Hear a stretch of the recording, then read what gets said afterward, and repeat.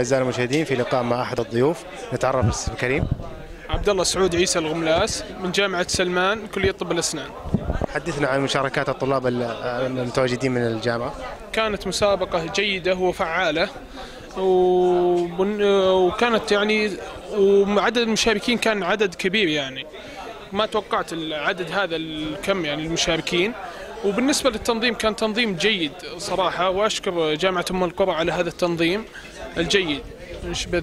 شكرا. أعداد المشاركين من الجامعة.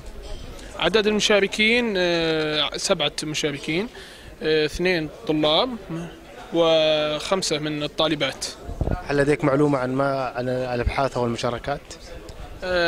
بالنسبة للطلاب موضوع في الخطابة، حاتم العصيمي مشارك فيها، والمشاركة الثانية كانت موضوع بحث علمي لأحد الطلاب في كلية الهندسة. شكرا جزيلا مقدرين. شكرا لكم.